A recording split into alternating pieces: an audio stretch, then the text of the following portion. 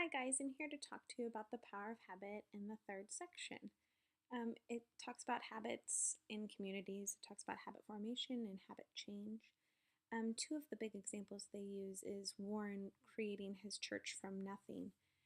He kind of talks about how creating habits for his parishioners or followers or whatever you want to call them that are self-propelling, that will keep them doing them because that's what they believe is true. If you give people habits that help them to figure out where to go on their own, it creates this self propelling idea.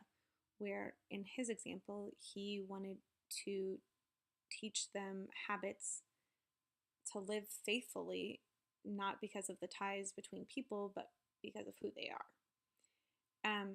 They also use the Rosa Parks example to kind of show how habit changes in communities. Really, the example they used is peer pressure, and it kind of discusses how they used peer pressure to kind of stop these people from riding buses and to start sharing cabs and rides to work and places for cheap so that the bus industry could figure out that what they were doing was wrong. Um, the whole idea of peer pressure is conforming to the group expectations. It spreads through weak ties. You want to do what everyone's doing because you want to fit in. Um, you don't want to lose your social standing, those kind of ideas. Also, you gain authority through communicable expectations. The expectation was that the African Americans weren't going to ride the bus anymore.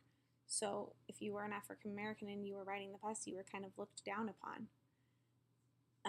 I also found it really interesting how the judges and the differentiation between Thomas and Angie's problems. Um, it was interesting how the book kind of led you to believe that they were trying to convince you that it was the same problem, that they both couldn't control what they were doing and that they both shouldn't be held responsible for their actions.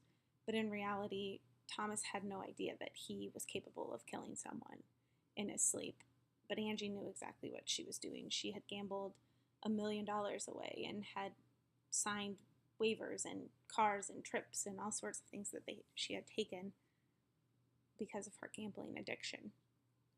I feel like a good communal example is just high school. High school in general is full of peer pressure. You do things because you want to fit in and you don't want people to look down upon you or not think you're cool anymore.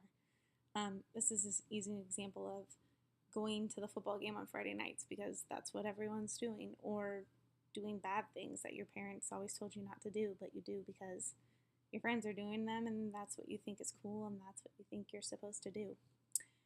I think this book taught me a lot about how to teach other people about how habits are formed and to use with my patients and kind of help them to learn how to change their bad habits, from smoking to eating unhealthy to exercise to low salt diets, all sorts of things that you can apply to different illnesses.